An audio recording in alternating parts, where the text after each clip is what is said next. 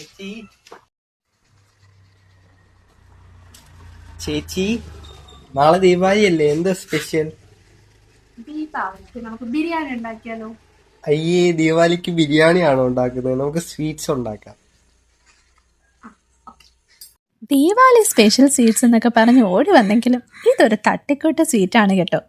ഒരു 10 രൂപയുടെ പാൽപ്പൊടി, പഞ്ചസാരയും നെയ്യും ഉണ്ടെങ്കിൽ ടക്കേന്നുണ്ടാക്കാം. പഴമക്കാർ ഇതിനെ മിൽക്ക് പൗഡർ ബർഫി എന്നൊക്കെ പറയുമെങ്കിലും നമുക്കിവൻ തട്ടിക്കൂട്ടി ബർഫി തന്നെ. പാൽപ്പൊടിയും നെയ്യും മിക്സ് ചെയ്ത് പാലിൽ പഞ്ചസാര ലായനി ഉണ്ടാക്കി അതിലേക്ക് തട്ടാം. നോട്ട്, പാലൊക്കെ ഞാനൊരു ഭംഗിക്ക് ഒഴിച്ചെന്നേ ഉള്ളൂ, പാലൊന്നും വേണമെന്നില്ല. അതിങ്ങനെ കുറുക്കി കുറുക്കി കുറുക്കി കുറുകി വരുമ്പോൾ ദാ ഒരു പാത്രത്തിൽ നെയ്യ് തൂത്തങ്ങ് പിടിപ്പിക്കുക. അതിലേക്ക് ഉണ്ടെങ്കിൽ കുറച്ച് നട്ട്സ് ആകാം.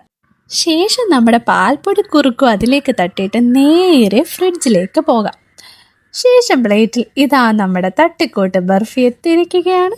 ഇതാ സച്ചിൻ ചേട്ടന് ഇഷ്ടമായിട്ടുണ്ട്. നിങ്ങൾക്ക് ഇഷ്ടമായ പറയണേ. അപ്പോൾ ഇന്നത്തെ മസാല മായ ജാല ഇതുവരേക്ക് എല്ലാവരും കൂടി കൂടിക്കും. അപ്പോൾ ഓക്കെ, ബൈ, സ്മൈൽ.